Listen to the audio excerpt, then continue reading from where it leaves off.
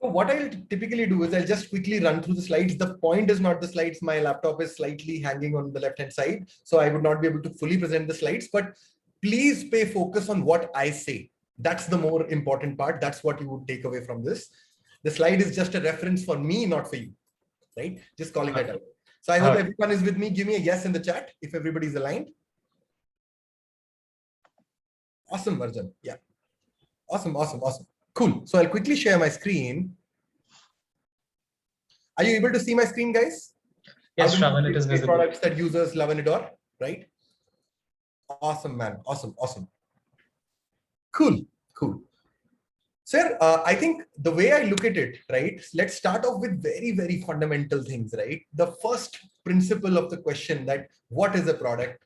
What does the product manager do? What is so unique to products that they succeed, right? So think of it like this, go back like 15 years, right? And what used to happen if you wanted to do a train ticket, right? What was the typical approach? I would typically ask, I would just allow one person, maybe somebody can raise their hand and just tell me 15, 20 years back when there was no IRCTC, nothing. What was the typical approach to buy, to do a train ticket? Anyone can speak out. Go to the railway station and go to the station and get the ticket. Yeah, just one by one. I would request that raise hand and probably I will allow you to speak. Yeah, that would be simpler for everybody to understand. Awesome. Awesome. So over to you, Gautam. Just allow Gautam to effectively speak. Yeah.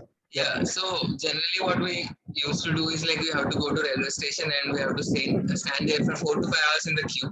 And at the end of the day, we don't even know we'll get the ticket or not. Pretty much, right. So that was such a pathetic experience, right? For getting a train ticket, you have to wake up in the morning. Your dad has to wake up in the morning. He has to get to the railway station, stand there in the queue. Or baad mein ticket mile na mile, it's God's will, right? Now, somebody thought that it's a very bad experience and it's a very pathetic experience because not only it just wastes your day, but you don't meet the outcome, right? So somebody functionally thought that, can I better this experience? Can I make it slightly better, right? And in 2005, 2006, there was this new thing called the internet that had come to India and everybody was talking about it. And it had already started in 1995, 1996 in the US when they started with the internet. And they realized that the entire process can be effectively summarized into a very 15-minute process in which somebody can just log in on a website, effectively do the credentials and do a ticket online. Now the same experience, right, which was earlier 4 to 5 hours got minimized to 15 minutes, right? And you are functionally sure whether you'll get a ticket or not, right? Now, this changed a complete paradigm shift. What happened? You added some value to the user's life, very fundamental value to the user's life, and the user got very happy, right? So a product, in a very, very simpler terms, if you want to define, is an experience or a service, right? Which solves a user pain point and gives a 10x better value, right? Now, what's the beauty of this, right? Why am I talking about 10x better value, right? So if I ask you this question today, that let's assume Rohit wants to travel from Chandigarh to Delhi, right? And I give him this option that there is a Ferrari that you can go into or there is a Nano you want to take. What option would you effectively select? A Ferrari or a Nano? Ferrari. Obviously, right? So if you choose a Ferrari, so what is this doing at a first principle level for you? That it's adding some value to your life, which is adding some happiness quotient to your life, right? Some amount of happiness, comfort, whatever you want to call it, right? Now, if I ask the very same question to you again 10 times, कि भाई चंडीगढ़ से दिल्ली जाना है, the option is Ferrari and the option is a Nano. What would you choose? Will your answer change any of the 10 times? 99.9% people will still choose a Ferrari. There will be some people who are quirky and say, nahin, main to Nano mein jaunga. But 99.9% of the people would still say that I will take a Ferrari. Now, what's the first principle that happened in the first place, right? The first principle was that anything that adds value to your life in a significant way adds some happiness to your life, right? Some happiness, comfort, whatever you want to call it, right? That's one. The second thing is, if there is a happy experience, you want to repeat that experience again and again. Like, let's assume what Swiggy does for you. Very simply, if you want to order something, you order that in 5 minutes, right? Usse pehle kya karna padta tha? You had to go to a restaurant, figure out the right food, whether it's there, what's the quality of food, you didn't know any of it. And finally, if you couldn't, either you would get the right food, either you would not get the right food, right? So now this experience, which effectively improved your life in a significant way, you want to repeat that experience, right? Because you would never go to the preceding experience, which was painful, strikingly difficult for you to do, right? And so the first principle which in the first place, anything that adds value to your life adds some amount of happiness to your life. And if it's a happy experience, you want to repeat that experience, right? So value brings happiness, happiness brings repeat usage, right? You consistently want to repeat it. Now, if I tie these two things together at a first principle level, it says value brings repeat usage. And that is what we call in product management. If it's a very great product, it will have organic retention. This is where it comes from. This is where the core value is. Like anything that adds value to your life and gives you a better solution to your current pain point, you would not want to leave that experience. You would want to stick to that experience, right? Very simply, I gave you an example of IRCTC, which effectively did a 10x better experience. And a lot of people think here. So how many of you typically think IRCTC is a bad product? I'm just curious, right? How many of you still think that IRCTC is a very bad product? Okay, I see a no. I think the customer experience is not good. Okay, but overall, as a product proposition, right? What was the core proposition of that product? When there was no service behind that, the core proposition was that you can do a train ticket in a way more better way than the current experience, right? That is something what happened. Now, what do you derive from here, right? Any product which effectively solves your pain point in a 10x better way, you have to compare it to the preceding product, right? It's not like a lot of PMs say that build a 10x better product, but 10x compared to what? There has to be something, right? And in spite of IRCTC having a bad UI, bad UX, and all of those things which you typically consider at the intersection of product management, it didn't have any of that, right? But yet it's a great product, right? Now, what happened over time? What happened over time is that as more and more aggregators came into the picture, then everybody forgot the preceding experience, right? Now, tell me honestly, how many of you go to and do a train ticket and actually go to a station? Just asking, right? How many of you? क्या आज भी कोई सुबह उठ के बोलता नहीं आज तो मैं रेलवे स्टेशन जाऊंगा सर मैं वहां टिकट कराऊंगा आज today I want to travel on my bike for 2 hours, go to a station, stand in a queue and do my. So it brought a paradigm shift. So products build such experiences, or sticky products are those which build such experiences in which you will never move to the preceding experience. And you always compare it to the preceding experience. Same thing goes with Paytm, right? When Paytm started, very shitty UI, very shitty UX. But was that their core value prop? Was that the core value they were solving? They were solving a seamless wallet which gets integrated with all of the services, and there is never a drop off while you make a payment, right? That was their core value prop, right? When they started with Uber, how many of you remember that Paytm had started with integration with Uber and you can straight away do the payment from the Uber wallet, right? So the previous experience was very broken, that you will have to use the credit card, put the number, then the OTP will come, then sometimes the OTP will be wrong, and then sometimes the OTP will not come, right? So logically, you have to think that there is a core value problem, core problem fundamentally in the problem space is that, and if you improve that pain point, then you have a great product or a service, right? It has nothing to do with UI, UX, and if the comparative product is great in UI, UX, then definitely you might have to think on it, right? So as a PM, your responsibility is not functionally to learn the concepts of UI, UX that happens over time or tech or etc. The fundamental thing that you have to understand is, am I building a service which is very close to the user in terms of the value prop that I want to deliver, and I'm truly solving that value. And if you solve it in a 10x better way, you have a great service, you have a great product, right? Awesome. Now, what is a product manager then, right? A product manager is someone who consistently focuses on building this service and solves the consumer pain points in a 10x scalable way. Now, I'll give you one very interesting example. Getting milk in the morning is something that everybody does, right?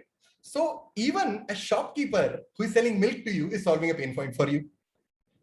Correct? Am I correct? Give me a yes or no in the chat. A shopkeeper who is selling milk to you in the morning, is he not solving a pain point for you? He is, right? But then what is the difference between, why don't we call that shopkeeper a product manager? I just said PMs are great problem solvers who look at a pain point and solve it across, right? Then कभी ऐसा होता है कि सुबह उठ के दुकान पे जाते हो and you go to the shop and you say, sir, you are not a shopkeeper, you are a product manager. Do you do any of it, right? It doesn't work like that, right? So the difference between a typical problem solver or a PM is one fundamental thing. That is, PMs are problem solvers at scale. They effectively build systems which work at scale. Like I'll give you a very simple example. Let's assume Uber. Uber had 1,000 users. And the core value prop for all of you was that I get a cab in the right ETA. In 2 minutes, I get a cab and at a standard pricing, right? Let's assume I scaled the service to 1 billion users and the same experience became 40 minutes for you. Would you use Uber? Would you still use it? I would say, Arey, come on, like it's working at 1 billion users. You should somehow empathize. Will a user ever empathize even if it has 1 billion users or 1,000 users? They won't, right? So the functional promise the product manager does is that I will give you a vertically deep value, the same vertical deep value, but I can also horizontally or vertically scale, right? So even at 1 billion users, the same ETA should be there to book a cab. So PM builds solution in such a way so that the vertical value or the core value of the product doesn't dissipate with scale. And also it is something that you can take to a scalable format and build something systematic out of it, right? So PMs, that's why PMs are far more focused on first principles. Very, very first principles are statements which don't change with time, which are consistent, which I can take as a functional backbone of building my product. Another first principle that you want to look at is, let's talk about a very interesting first principle, that there's a great product. Let's assume you wanted to buy a house, for example, right? Now there's a great service which effectively bought you the right house with the right budget and everything, and it was an amazing 10x better house that you could have ever compared. What's the next thing that you would have done, right? If somebody wanted to buy a house, you would have straight away talked about, Arey, why don't you use this service? This is so amazing. Or for example, let's assume you're in a college, right? And you wanted to do a plane ticket, right? And you went to the plane website, Indigo website, and realized it's a shitty experience, but you went to Cleartrip and it was a stellar experience for you. What is the typical structure a user would do? If you truly like a service which improves some amount of happiness quotient in your life, happiness has this by design structure of that happiness spreads by sharing. So if you have a great experience with something, the first thing that you will do is tell it to someone. You're, wow, man, I wanted to do insurance and this company just nailed it. Or wow, man, I went to ICICI, I wanted to create a bank account and this company just nailed it, right? So the second thing that you typically see that what product managers speak about is, if you have a great experience, your referral would be amazing. That's where it comes from, right? That you've given a 10x better value, the user's life has improved in some way, and he's very happy to share it across with friends. Let's assume you know in some way that you were in a college and you studied with a certain book, and that book gave you very good marks. The first thing that you will do is recommend it to your friends, right? So that is another first principle, that if there is something that is a functional, extremely high value in comparison to the previous product, referral will automatically happen. So these first principles, like value brings happiness, happiness brings repeat usage. If there is core value, referral will automatically happen. All of these things don't change across products. If it's any product or anything at is, that's why PMs keep this at the core of it. Am I providing enough value for somebody to refer it across?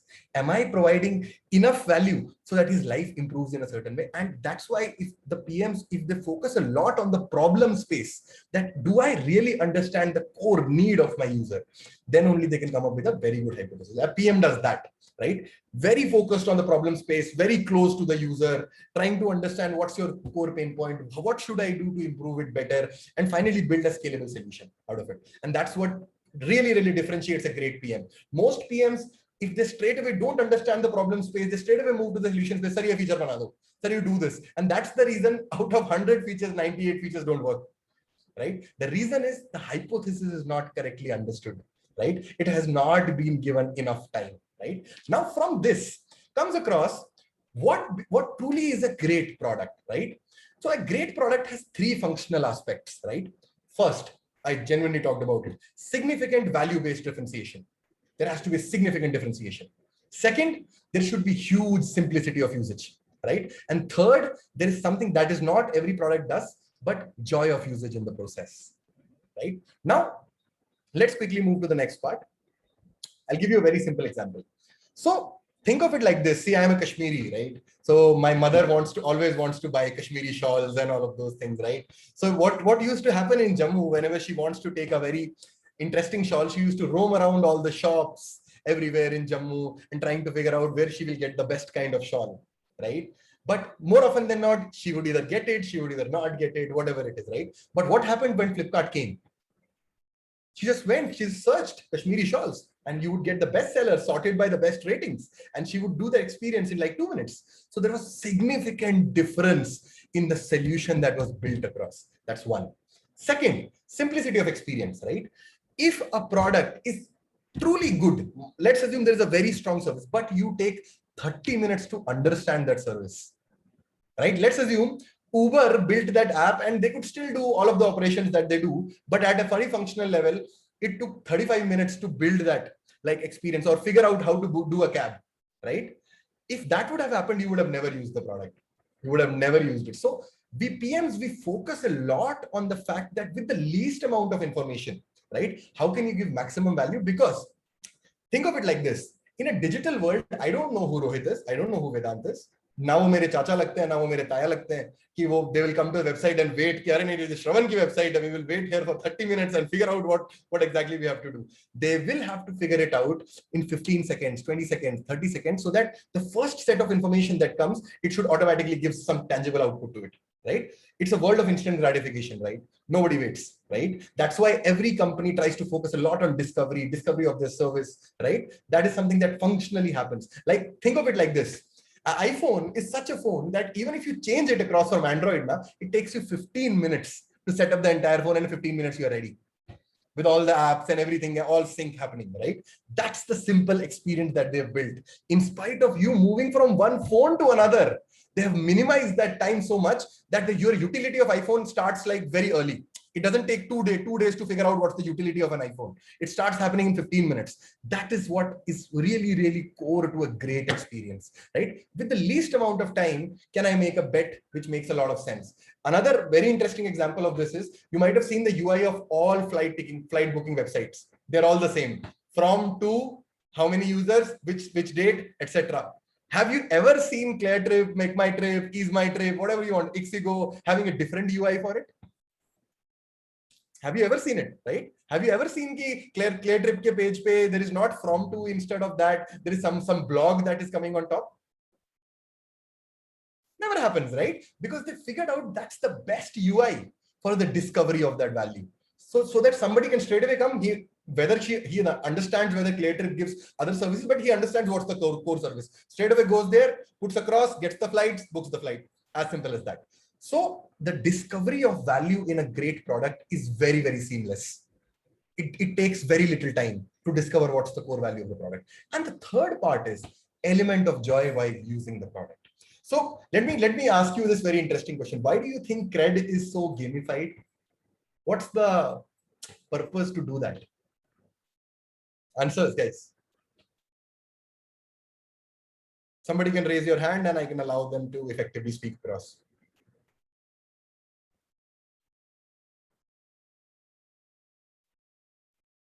Awesome. So I get answers on the right, more usage of the product. What does more usage of the product mean, right? What does that even mean, right? So always products are differentiated into two parts. There is this theory, which is called the service layer, and what is called the product layer, right? So how many of you, by the way, have used Duolingo as a product? How many of you know that Duolingo is a language learning product? Right? So logically, a lot of users have used, and Duolingo, why is it so great? क्या तुम्हें ऐसा नहीं लगता था कि there are language learning services before that? There were no language, but why did Duolingo succeed? What did they do different, right? The whole point was that while you use Duolingo, you feel like you're playing a game. So logically, the experience of using the app is what is exciting to you, besides the core value prop that you're learning a language. That's a secondary thing, right? That is automatically happening by design, right? But you are enjoying the process of playing with that app, right? And in that aspect only, you want to come to the app. Even if you don't want to learn a language, you just enjoy that usage of the app and you just want to come over there. That's the reason. This product pyramid, which is there, on top, there are engagement apps, right? And on bottom, there are transactional apps. Engagement apps comes like Netflix, YouTube Shorts, Instagram Shorts, etc., all of those apps in which you enjoy. You just want to see. It doesn't add any tangible value to your life. Maybe some sort of happiness quotient. You feel great about it. And in the bottom, the largest segment is like the transactional apps where the behavior is need-based, right? I want to buy food. I want to book a cab. I want to hire something, right? Lot of companies are moving to merge these two segments. How can I make a transactional service more enjoyable? That's the reason you see Google Pay. You remember the time Google Pay had put across that spinning wheel? You can make money out of that, right? Why did they do that? Because they wanted people to know that they really enjoy using the Google Pay app. And whenever you think of a payment, the first app that comes to your head is, yaar, phone pay kyun use karunga? It's like very monotonous. I have to do all of that things. Google Pay is so amazing, yaar. They have so many offers. They have so interesting ways of using the app. And if they also made a leaderboard that if you do these many transactions in these days, there's a chance of winning 1 lakh rupees. Why did they do that? Because it's more like a game, right? And you're playing. And if your product's usage as a value prop is distinguished from your service usage, right? Then you have a great defensible app, because people are just not coming to Paytm to effectively just do a transaction. They're coming on Paytm because they enjoy using it. I'll give you another example for you to understand. And I think learning through examples is the best way to learn. How many of you still use Rediffmail? Does anybody still use Rediffmail, by the way? So use kar raha hai na, please move to Gmail, right? How many of you still? But don't you think Gmail and Rediffmail offer the same service? It's email, right? Why do you use Gmail? They are offering the same value proposition, which is exactly fundamental, sending out an email. Exactly. So the usage experience of Gmail is such. Give me a second, guys. Sorry. Extremely sorry. I'll just switch off my mobile. Extremely sorry. So the usage experience is the same. The core service layer is the same, but the product layer is different. The product layer is such that there is something called Smart Compose. You write hi and it automatically says Aniket, right? So those small experiences, right, effectively get you hooked to the usage of the product. And that is where most companies move towards. Like Android and Apple, same thing, right? WhatsApp yahan bhi use karoge, wahan bhi use karoge. But honestly, tell me this. You have seen people moving from Android to Apple. How many people have truly moved from Apple to Android? It's a rare thing. It might happen. I'm saying there might be 5% users who do that, right? But 95% of the people, once they get into the Apple ecosystem, they can never come back. Because the experience is so smooth. Like the joy of opening a photo, the joy of looking at the gallery, the way of discovering, the way of sending out a message, even the small notifications that come across, which are very unique. So they have effectively made the usage of an iPhone so simple, right? So enjoyable that even the smallest of services which you can use in any other phone, you would love to do in an iPhone. So 3 things. 1, significant value-based differentiation. That's the first part. Building a great product, right? Second, very simple simplicity of usage. I should discover what is happening in the first 30, 40 or 1 minute, depending on the service. But I should be able to make a decision as quickly as possible of using that service. And third, can I build an element of joy? So one of the very interesting examples, which was given by the founder of Superhuman. Superhuman is it's an email client and they've built a great product, is that think of a product, right, as a football, as a toy, right? You like playing with a football, right? You don't go to a football field saying, aaj to main goal karunga. That might be a different proposition, but you enjoy playing football, right? And the outcome of the game, you doing a goal, is the service. So think of any products in the form of a toy and a game philosophy, right?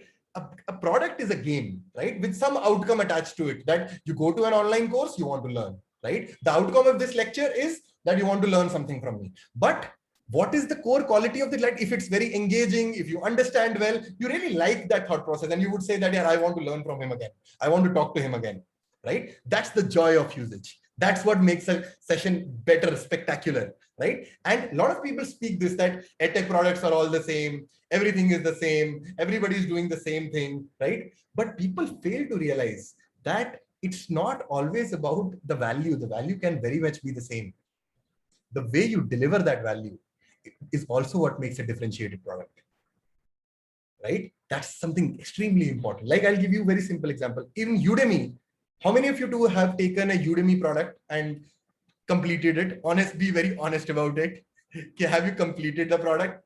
Have you completed the course? Right. Udemy as a service, because it's so cheap, you can buy a product, right? But you never complete it because you have that what procrastination, like ठीक है कर लूंगा, कभी कर लूंगा, आज कर लूंगा, फिर कर लूंगा, I always have it, right? But in a product, there is very strong community-led learning, very strong, like where you learn from your peers. There, your learning component would be very high because you're learning from a lot of people, right? And you would want to be part of the community because you don't know when somebody is going to come up with a great idea or a great solution which you want to learn across, right? Udemy is a dead community, right? It's just recorded videos put there, and there might be a community in which the response rates are very poor. So logically, a product in which has a very strong community learning angle are typically products which have higher completion rates. They might be the same content, but the delivery is different, right? And that is what makes it very, very beautiful. So I hope everybody understood significant value-based differentiation, simplicity of usage, and joy of using the product. Cool. Now, whenever we think of a product, right, we always, oh, I'm sorry, I think I moved to the next slide. Yes. So yeah. So in general, a product journey, you must have heard of this AAA thing, but I genuinely don't call it AAA. I just say that it's a user journey. Like, I'll give you a very simple thing. First of all, the way that I look at product management is a field which is very fundamental. It doesn't have any frameworks. Frameworks are just ways to understand it better, right? There is no other way. But if you don't understand it principally, what is AAR?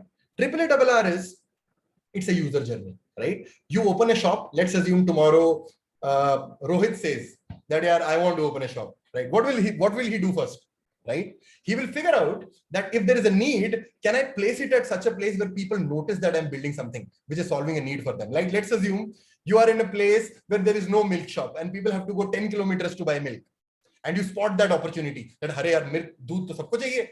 Every morning they need it. So why don't I effectively build a shop and just make it across? So if you build that shop, the first thing that you will have to do is tell people that you're solving their problem. So that comes at the first stage, which is acquisition, right? You want to tell, you will put a billboard somewhere that I've opened a shop, good cost, good quality, everything, whatever it is. And if it's truly a need, people will notice, right? So the moment they come from that, they get acquired. The next thing that comes across in their journey is activation, right? And now activation is a very misunderstood metric, right? Activation, typically how you define activation is the first experience of value in the product. The first experience where a user says, oh yes, this is truly solving my problem. Like the first order that you place on Swiggy will tell you how the experience of basically booking that food, entire experiences, that whether you get high quality food, whether you get it in the fastest possible time, whether you get it at a standard price, whatever it is, right? So activation is that metric when pehli bar, like if you are open a milk shop, the first purchase of yours of milk, right, is when the user got activated and he went home, made tea out of it and said, oh wow, this is so good quality milk. I used to go 10 kilometers to bring shitty quality milk. Now this is so good. So he really liked your product. And now if he truly likes your product, he feels that, oh wow, it's amazing, right? What will he do next? He'll say, yeah, this is a repeating problem with me. He'll go and again buy milk. Every day he'll go and buy milk. And that is what next happens. It happens retention. So if Swiggy gives you a very good experience for the first time, the next time you notice, Arey yaar, I wanted to order a biryani. It came in 20 minutes and it was such amazing biryani. Next time I want to order a biryani, why don't I use Swiggy only, right? The moment you use Swiggy, right, now that has cut down your time to get the right kind of food, your standard price to come out the food, your quality of food, everything has improved, right?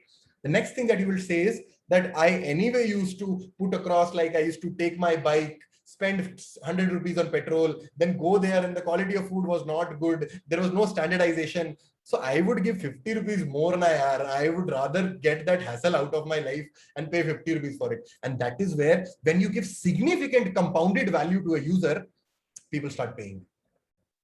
As simple as that. People will say that, yeah, it is giving me 10x better value, right? So what I have to pay 50, 60 rupees extra? Doesn't matter, right? It's saving my time. It's giving me standard value. It's giving me good food. It's giving me quality of food. It's giving me diversity in food. Today I want to have dosa. Tomorrow I want to have chicken.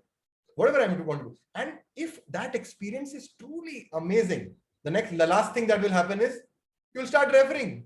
Tomorrow your cousin comes and says, Vedant, यार मेरे को खाना बहुत अच्छा मंगाना है कहीं से बताओ यार कोई अच्छा रेस्टोरेंट अरे why do you want to use a restaurant? Use Swiggy na.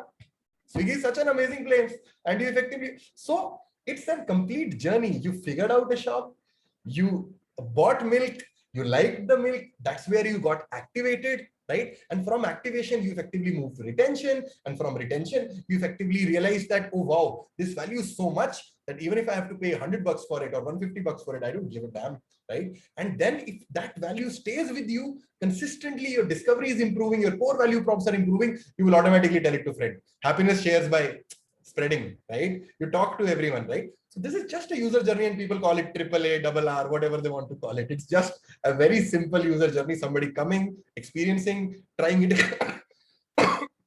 yeah, trying it again, then paying for it and automatically referring. Typically, referral and revenue are at almost similar planes. It's not like referral happens beforehand. For certain products, it happens after you pay for the product. For certain products, it happens before. Depends on the type of product that you're looking at. But this is a typical user journey, and you have to functionally understand that this is how it works, right? Now, in this aspect, depending on the kind of product that you're making, right? The best thing that you have to identify is something that what you should focus on early on, right? If you have to build a great product, right? And what you try to identify is that what is that one core thing that I need to focus on to effectively build a great user experience. And that is where you try to figure out which metric matters the most, right? What is the one core thing that I will build, right?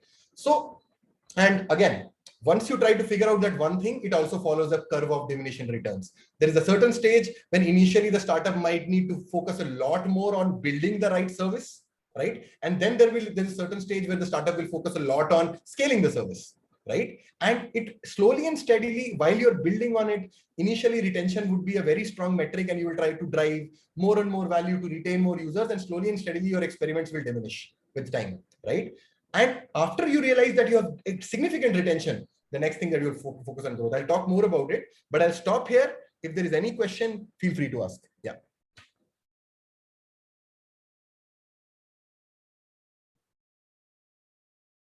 Awesome. Then very nice. Shayad main acha padha raha hu yaar. If you, I want to say one thing, that if you all are feeling shy or anything like that, you can also ask your questions in the chat box. I'll read it out to Shravan. Yeah. Awesome. Awesome. Okay. Not a problem. Put it across in chat, whatever it is, right? Now, the next thing that you have to first understand while you want to build a great product. Let me ask this question to you, all of you guys. You want to capture water in a bucket, right? And there's a hole in the bucket. Kitna bhi pani upar se daloge, will you be able to capture that water in the bucket? I'm asking a very simple question to you. If you want to effectively take some water, a bucket full of water to your home to take a bath, but the bucket has a hole in the center of it, will you be able to capture that water there in any way? Nope, right? So the first thing that you need to solve, this is exactly what happens in a startup when we want to build a great product. The first thing that we need to notice is that what is that core thing that I need to solve for so that people come to my service and stay on my service and say that this is the best experience ever. So the first thing an early stage startup starts focusing on before it achieves that interesting term of product market fit, whatever you want to call it, right? The first thing that we optimize is for retention. Right? How do we build a product such that people come on my product and they say, wow, this is an amazing service here. I will never leave this service. So you consistently keep doing experiments till you retain customers on your app. Even if there is a very small set of customers, you will typically bring you will not spend a lot of money on acquisition. You will bring very small users, try to do A/B beta testing with them, trying to understand what is working, what is not working, and trying to figure out that what is the core value prop, refine your hypothesis multiple times, and keep the user on his app. Like, let's assume, think of it like this. Uber, initially it realized that it takes 15 minutes to book a cab, right?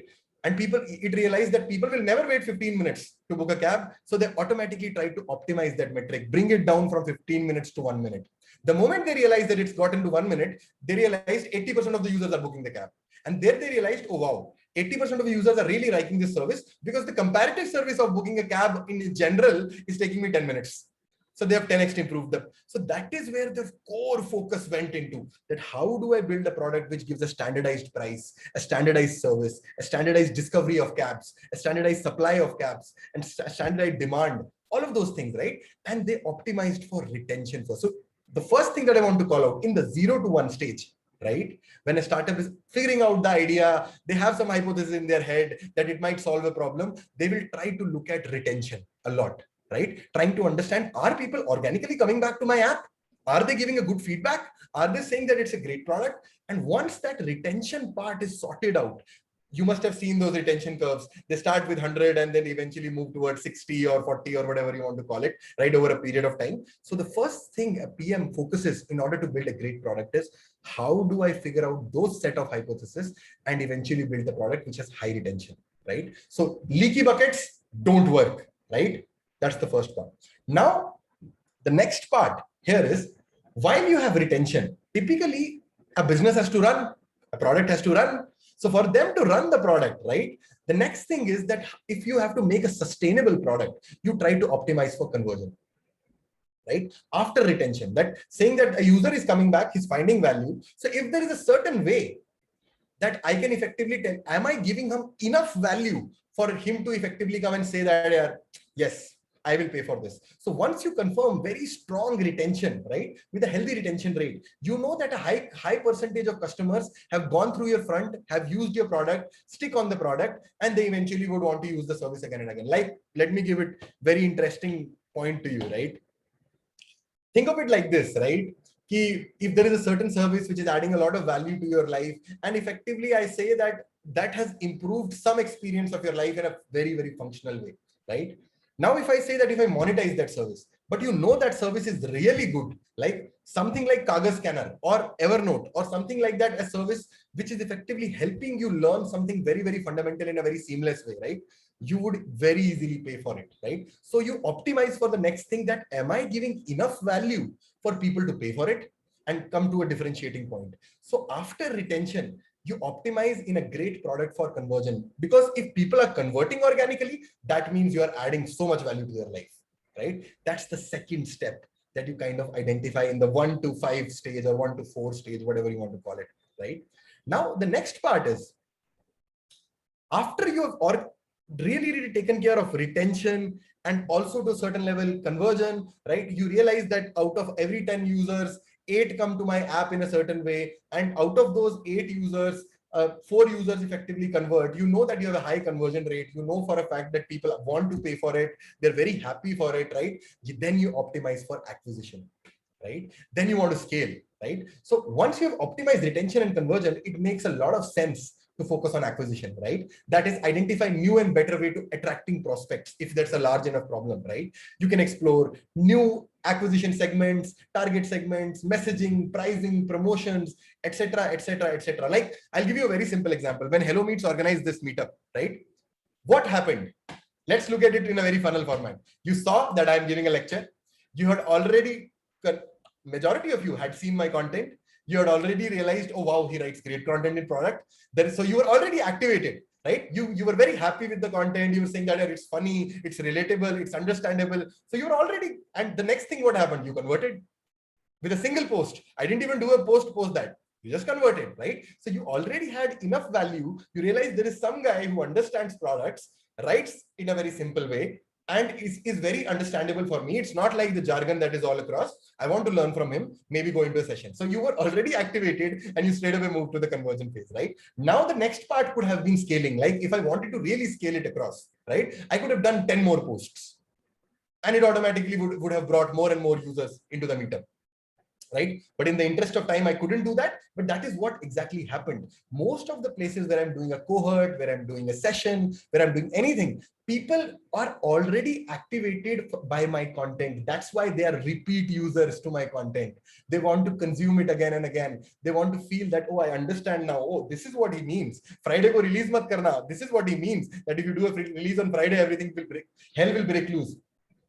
That is what happens. And when I want to scale my cohort, like I'm doing a cohort which is primarily teaching product management in 8 weeks, I'll do multiple posts around it and optimize for acquisition, right? So think of my content and even your life like a product, right? And it is actually working like that. So because it's a great product, because it's adding some value to your life, that's why you came. That's why you took out 90 minutes to come here and listen to me, right?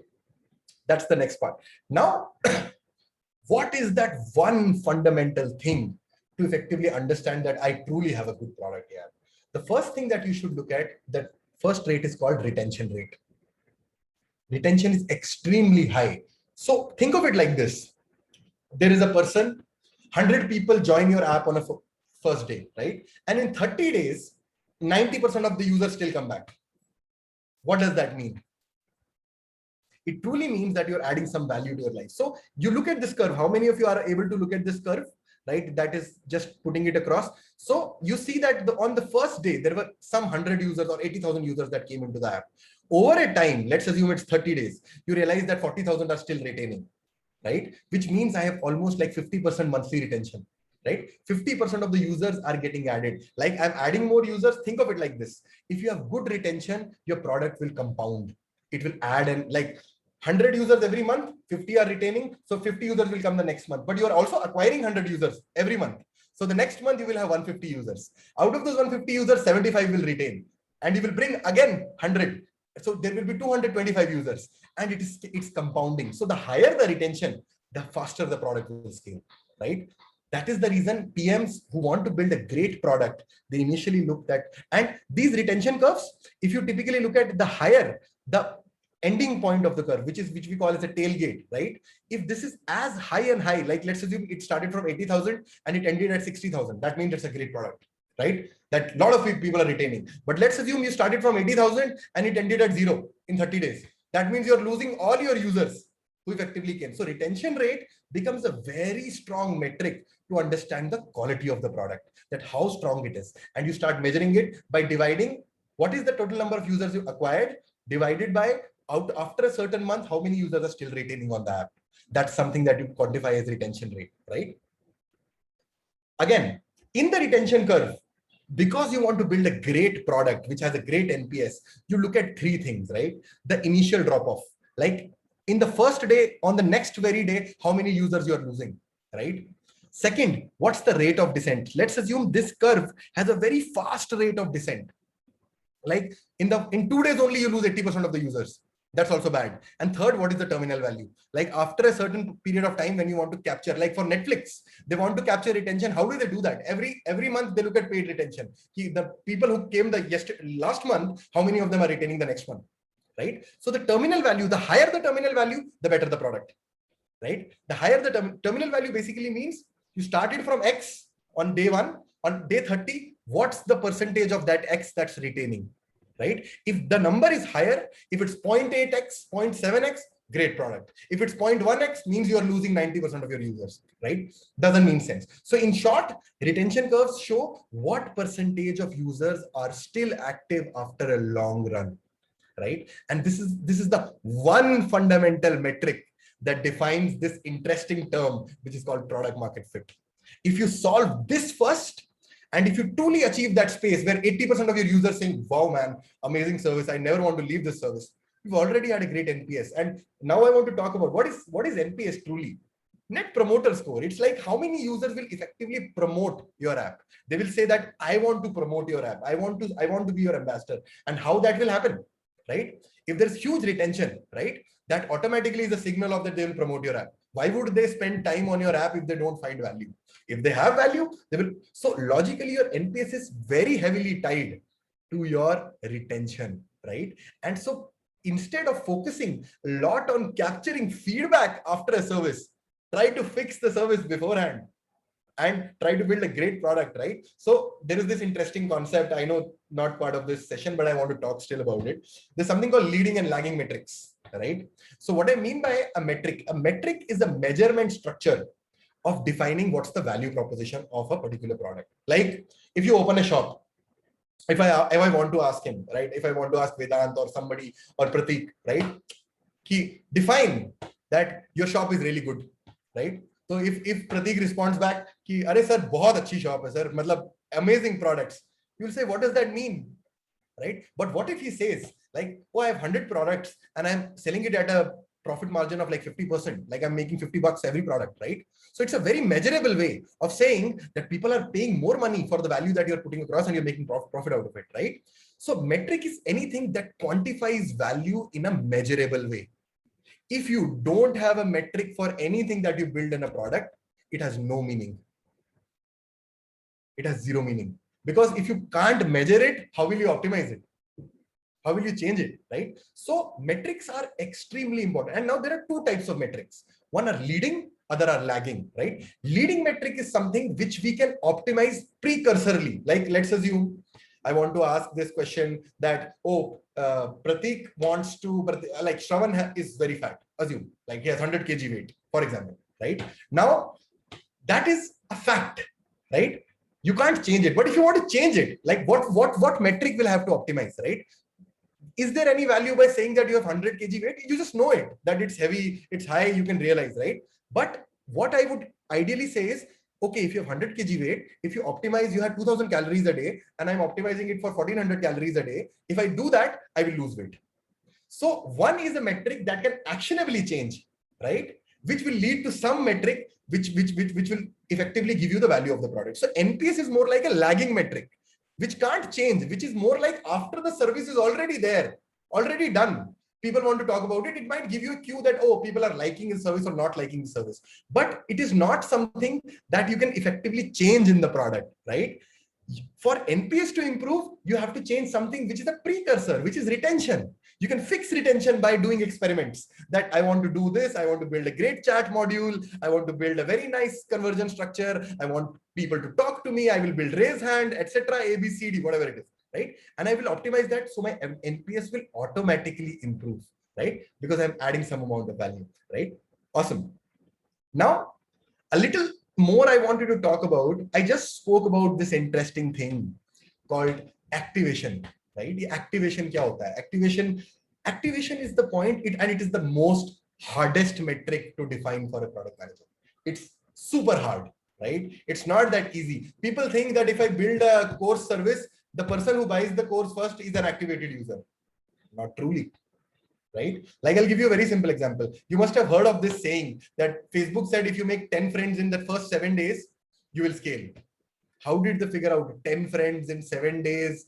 मतलब कहाँ से आया ये? मतलब ये क्या है? मतलब like why didn't they say when you make his first friend, that is when you're activated? Because that's the value prop. It's a social network, right? But they said it's 10 friends in 7 days, right? Similarly, products like Dream11, the founder of Dream11 said, if you play 3 games in a week, you're activated. Now, how did he figure out this 3 games in a week? Why was it not 1 game in a week? Why was it not 2 games? Why was it not 7 games in a week? Right? So activation is that point where your power users start repeating that behavior and compound, right? Like I'll give you the example of Facebook. If I ask you today, I don't know how many of you are active on LinkedIn. You might have 1,000, 2,000, 5,000 followers, whatever that amount is. Assume that Vedant or somebody or Pratik had 100 followers and Vedant had 5,000 followers. किसके लिए ज़्यादा आसान है to leave LinkedIn? Who can easily leave LinkedIn? Will it be Vedant? Will it be Pratik? Pratik has 100 followers. Vedant has 5,000. Who can easily leave LinkedIn? In general, right? Vedant might be eccentric. He might say, "अरे मेरे को फर्क नहीं पड़ता यार, 5,000 हो 50,000 हो क्या फर्क पड़ता है?" So, like, but in general, so the bigger the network, the value is compounding. Yes, the user with less followers, because he doesn't see that much value. He's saying, I have a small network, I don't have that reach, people don't interact with me, right? So I can leave it at any point of time. Like now you ask me, I have 50,000 followers. It's my lifeline. Like I want to reach out to all of you folks. LinkedIn is the place I want to be. So the bigger my network, the more time I'm spending over it. And that is what you call a network effect, right? It's the larger the network. So they figured out the tipping point, that this is the tipping point when this network flywheel will start working across, right? They realized if you have 10 friends, first conversation start to happen. You start doing chat, you start talking to users, you send emojis, you send memes, right? But you need at least 10. So they focused a lot of effort in building that module. How many of you have seen that Facebook is very creepy that way, that he suggests those friends which were like 20 years back, you had friends and achanak say, his profile will flash in front of you and say, oh wow, this guy is getting married. Let me send him a request, right? It's a very creepy algorithm that they've built. So they focused a lot more on, even before, they focused on creation of content. Like a user should create content. They focused on building a network first. And that is where they figured out, that's my core cue, right? To build a flywheel of a product which automatically optimizes itself. Now, how do you do that, right? Very hard question, right? Like I'll give you an example in Byju. In Byju, the product that I lead is that Shah Rukh Khan wala product. Like Byju's classes, right? The synchronous learning on a product, right? And for us, the model is that we first, a user comes on the website, a parent comes on the website, realizes that there's a certain synchronous learning class or a live class that's happening, enrolls his kid in the class, and we do a free trial, right? What we realized after the free trial, the lead goes to the CRM or whatever, the sales folks, and they effectively pick up the phone and they start calling and saying, sir, khareed lo, khareed lo, khareed lo. Kyo karna hai? Bahut acha hai, sir. Okay. What we realized that after the, initially the hypothesis was that an activity user is that somebody who attends one free trial class. And then we tried to call him. And after we did that, right, what we realized is that the conversion was very poor. We were doing 3% conversion, 2% conversion, which was very, very poor at that scale of a product. The kind of workforce that we have, the sales force that we have, it's very poor. So we realized that pakka ek class mein to value nahi mil rahi. Something is wrong, right? So what we did, we built another hypothesis. We said, because somebody wants to take a pack for the entire year, it's more like a tuition class. They might want to experience different subjects. And we built a boot camp. Right? That is another hypothesis that we took from typical user behavior. Like when you go to the tuition class, you attend maths class, you attend science class, you attend 2-3 classes, and then make a choice that I want to pay 20,000 for this class for the entire year. Right? So we did a boot camp, and we realized that's the insight that came, that after 4 classes who attends, the conversion shot up to from 2% to 12%. And realize it at that scale, we are selling a product at $1,200, $1,300. Which is huge for a parent, right? So this very small thing, that moving from 1 class to 3 class, changed absolutely. The dynamic only changed. I grew my conversion 6x, right? So activation is a very, very, very, very important metric. It's not that easy to figure out what is the core activation metric. Like for Slack, Stuart Butterfield spoke about that if a 7-member team does 2,000 messages in a week, they are activated. They will effectively convert to a paid. Now, how do you figure that out? One of the approaches that I follow whenever you build a product, right, is that you initially build with some set of hypotheses, because obviously tumhare pe koi data to hai nahi. You don't have any data. So you have some hypothesis in your head that this is how I will solve the problem. And once I will solve that problem, what I will do is I'll try to see different retention cohorts, right? And try to see that where retention is happening. I will make changes, and I will try to identify who is my power user and look at their patterns.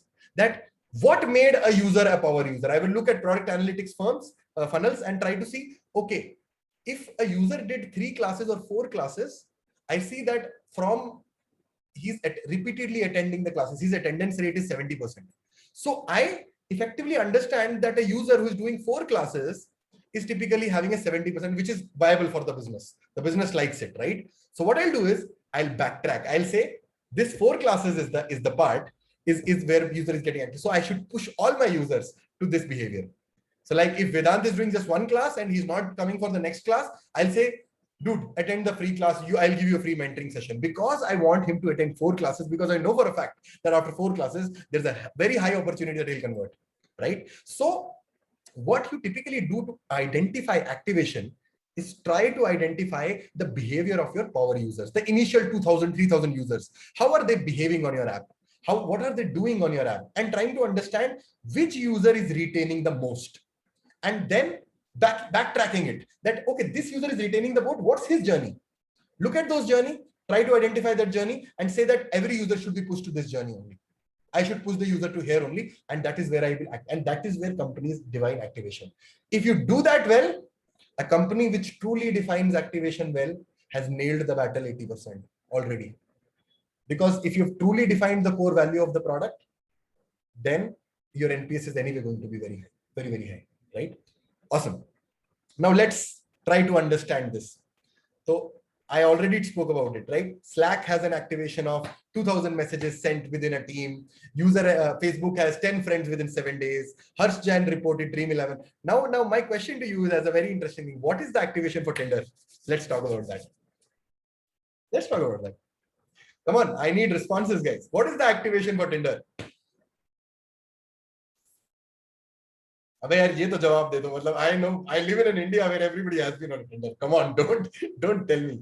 First match, which is not a bot. Okay.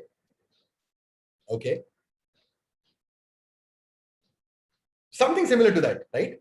So very interestingly, what you would understand is, see, matches. So for them, have you realized this thing that Tinder as an app, it sends you a bland, blurred notification saying that you got matched with someone, right? That is something. And at that moment, what happens? They're looking at the gender dynamics and trying to understand that there are at least more males, lesser females, whatever is happening. And they will put across that you have gotten a match, right? The moment you get a match, they say, pay if you want to see the match. And effectively see the match, then you realize it's not a genuine match. They don't care, right? So they activated the user in such a way, and in spite of that happening with you, next time ye hoga na, you will still pay. You'll still pay. You'll consistently keep paying till the point you get the first match or your partner or whosoever you want to date or whatever and whatnot, right? So for them, it was very clear that the value prop is going to be a match, and the more number of matches, the higher chance that. So initially you must have realized that Tinder, when it used to send a notification, somebody has seen your profile, something like that. Now it comes across 3 people have seen your profile. So you see that, you feel like, oh, wow, I am prized. People are really looking into my profile. It's just unfortunate that I am a free user. I'm not able to see that, right? And that is what they do, right? That is exactly their activation step. And that is where and engagement, there's a concept called engagement. So a lot of times we people think that engagement is somebody coming back to the app doing something. That's not engagement. A user coming back on Flipkart on the sign up page is not engagement. Engagement ka matlab hota hai the one core action that you have defined, which you have defined as a PM, as a value proposition, are people repeating that action again and again. So they realized that matching is something that activates, right? So what I can do is I'll send more and more notifications, which propounds that behavior, right? A lot of times you can go into the app and see that there are 3 matches and I want to pay. But a lot of times when they realize that इसने तो app खोला ही नहीं है यार, he has not opened the app from the last 1 month. So let's send him a notification that 3 girls or 3 guys are waiting for you. And that is what they put across in engagement structures. So engagement is to reinforce that activation behavior. And that is what is called relevant engagement. There's a difference between engagement and relevant engagement.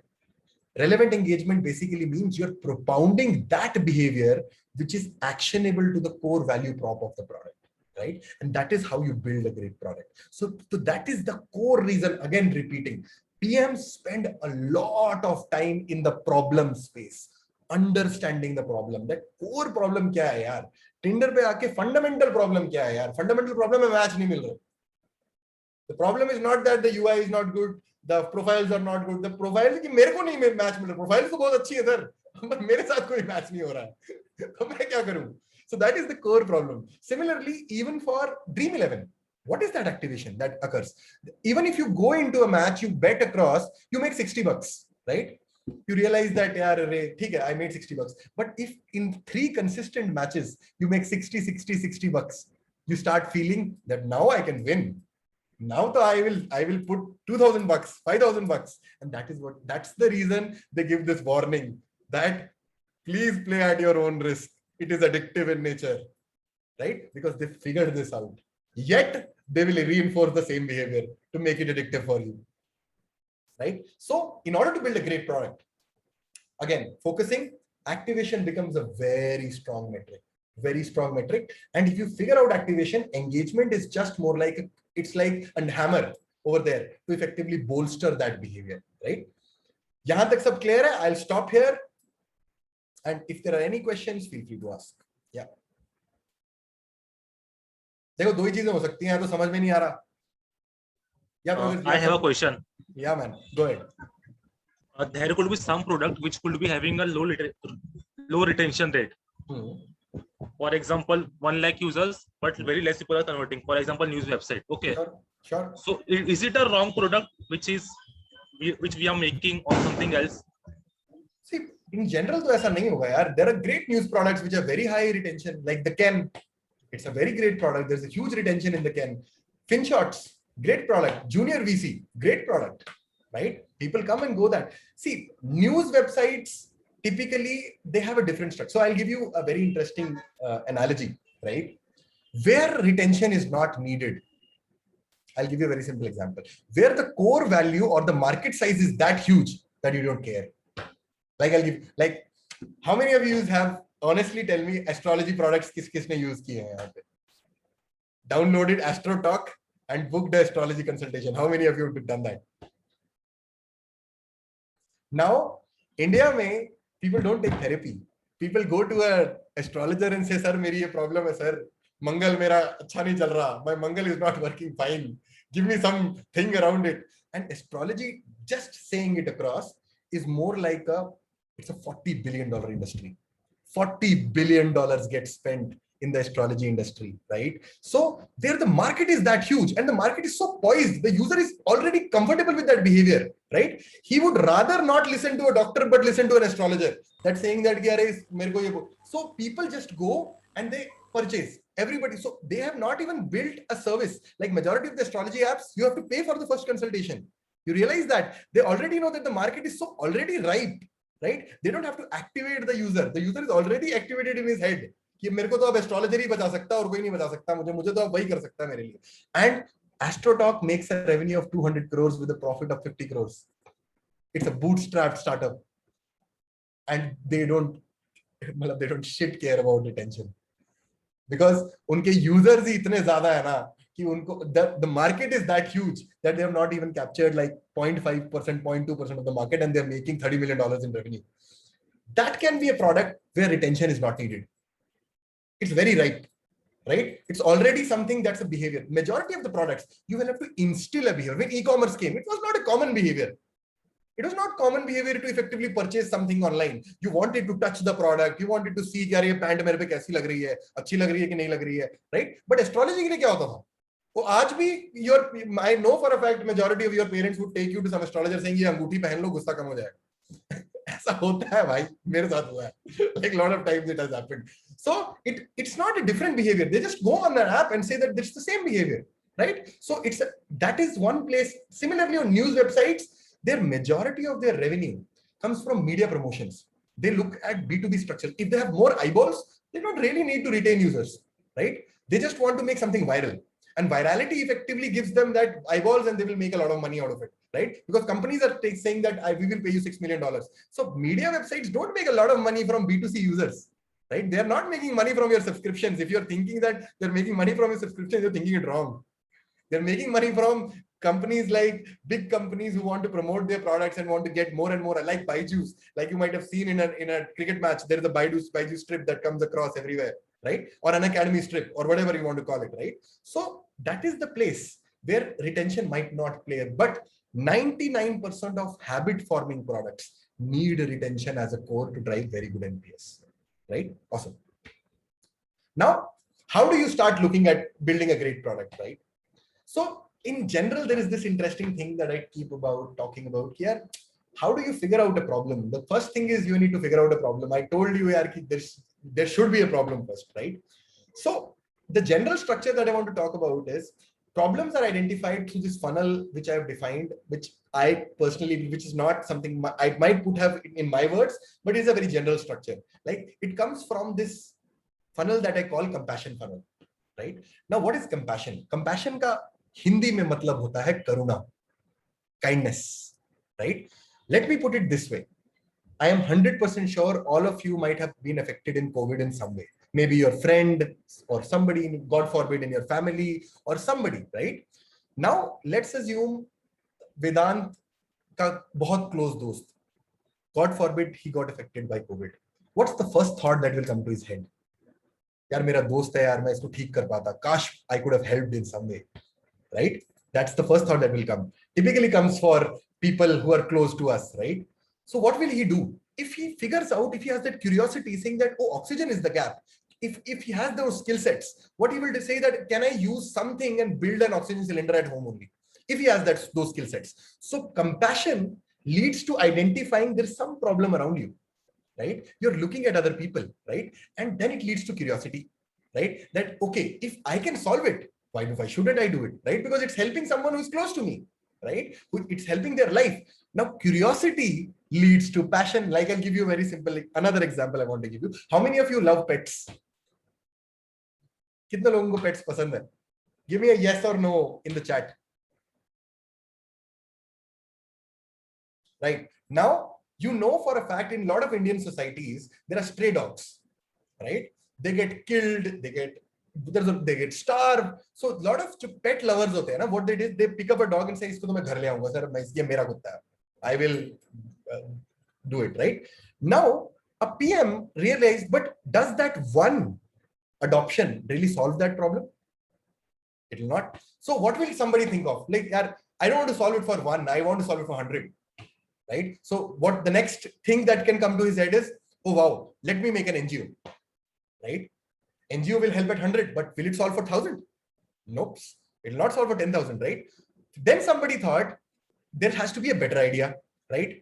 It's leading to curiosity and passion. Passion basically means you're persistent to figure out which solution effectively solves the problem in a comprehensive way, right? So somebody thought that why don't I create a marketplace platform? यहाँ पे stray dogs डाल देता हूँ, यहाँ पे pets डाल देता हूँ, यहाँ पे जो users हैं उनको ले आता हूँ and they can buy, they can effectively purchase and I can make money out of it, right? So they created a scalable version. There can be 1 lakh users, there can be 1 lakh stray dogs. You're just listing it across and you're just matching them together and you're solving the problem in a scalable way, right? And that is exactly what Animals did. Animals is a startup which recently raised $37 million in revenue. This very small problem, very simple problem, right? So you realize the smallest of things which you generally consider na कि अरे यार ये तो कोई problem ही नहीं है यार, इसको क्या solve करना है, right? They end up becoming like a very simple example. Getting milk in the morning at the right time is something जो आपका दूध वाला करता है. Does that? When that was done for 100 users, 200 users, it's a milkman. When it's done for 10 million users, it's a company called Milk Basket, which got sold for $100 million. The same value prop, exact same value prop, nothing changed, right? So smaller problems at scale become hard problems. Like I'll give you another example for you to effectively understand is, think of Uber.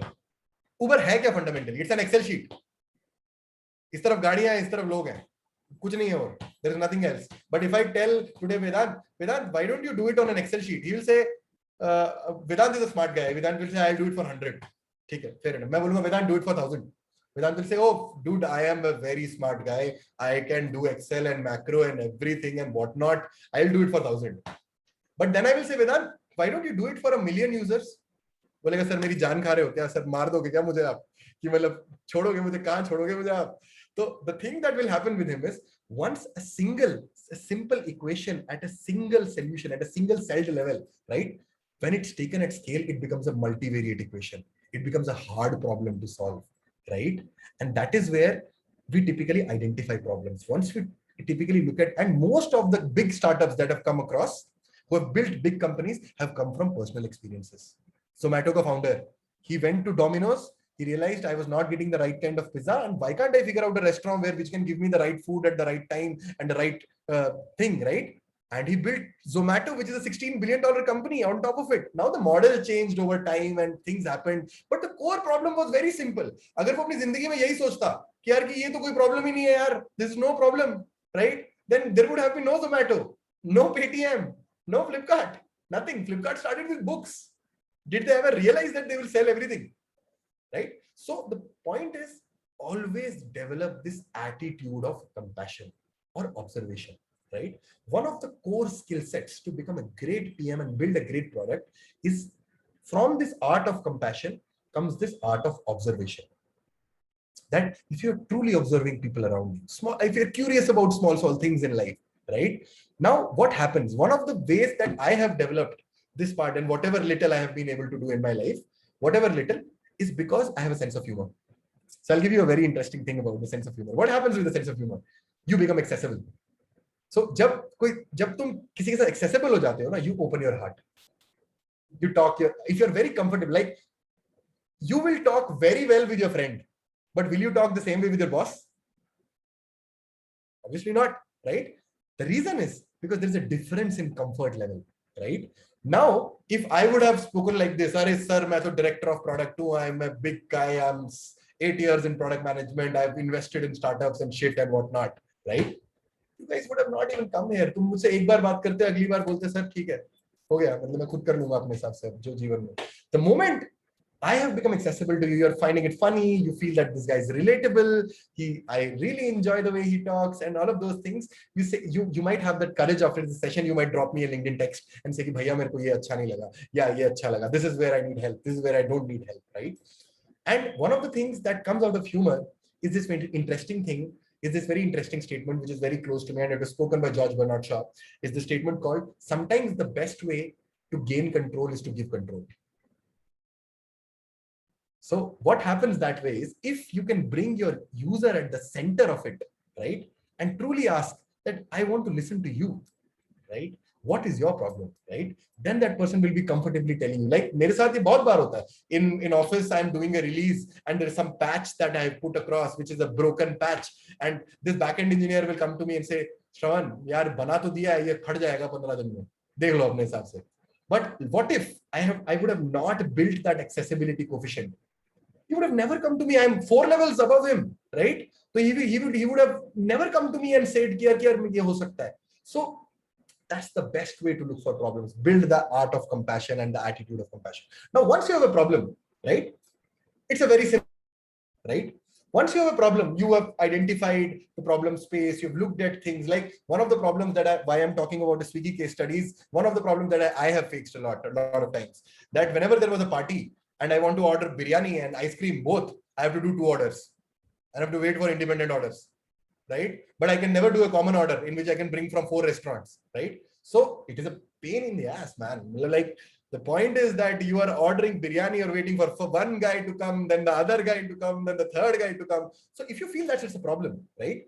What you can do is you can think of this problem space, right? Now, the second thing is then you can start looking at what's the core value prop, what's the hypothesis that I can build across, right? And which can effectively solve it, right? And then you effectively move and show that thing to people who are outside your circle of influence, right? What I mean by circle of influence is, let's assume Vedant already knows ki Shravan kya bana raha hai. So he's already biased. He understands the product, what is happening there. So what I'll do is I'll go to the target segment. Who is my target? Like, let's assume I'm building a train insurance app. Like, if your ticket doesn't happen, we'll do a plane ticket for you, right? Now it's an insurance model. 90% cases में तुम्हें पता चल जाता है कि यार हो जाएगी ticket, right?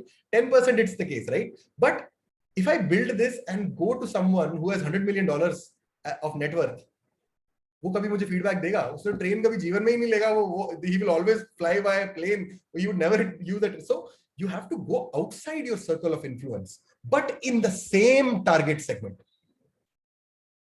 You understand what I'm trying to put? Circle of influence means who have some understanding of what you're doing, right? But you have to move out of that, but be in the same TG.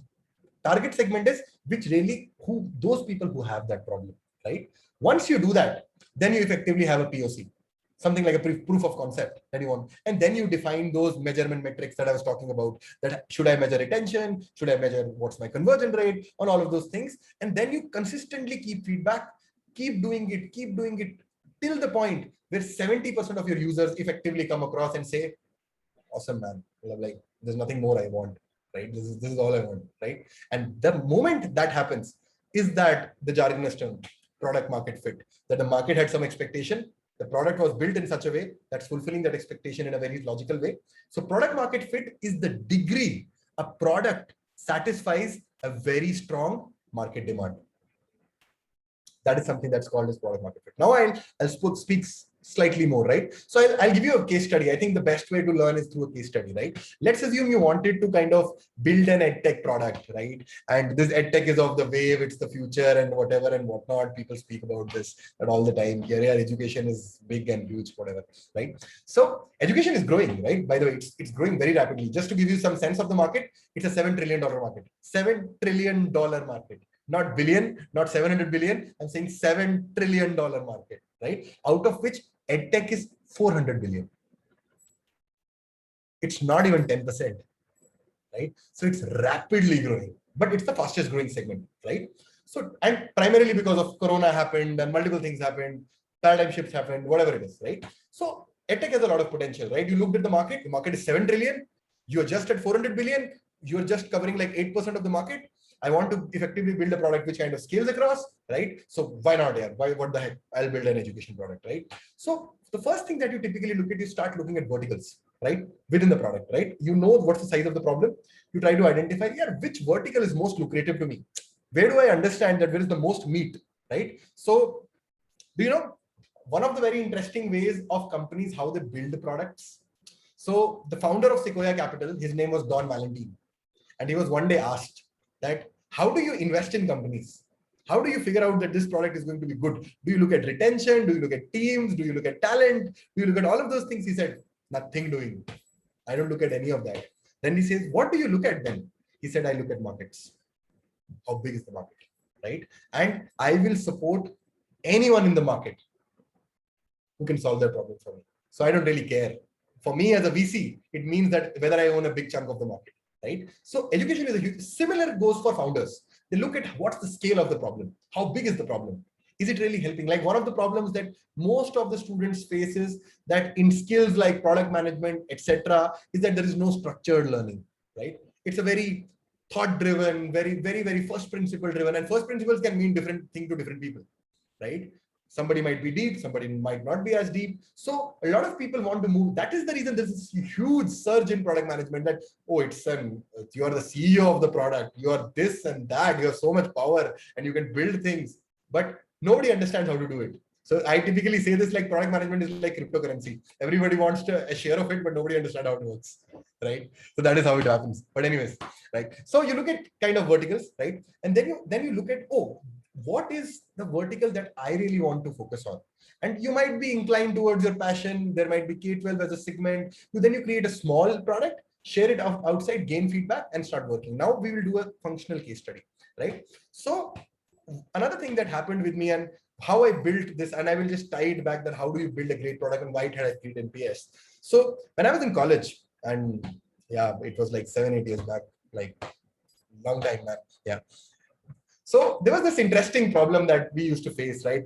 That जब भी exam होते थे ना यार, किसी के पास notes ही नहीं होते थे, and we used to figure out that किसके पास जाए तो हम किसी सीनियर के पास चले जाएंगे, बोलेंगे भैया नोट्स दे दो, then he will give some other notes, something happened, and all the time the Xerox guy used to make so much money that I was like, यार भाई यही कर लेता हूँ मैं लाइफ में, मैं यही बन जाता हूँ, इसी के पास बहुत पैसे हैं, right?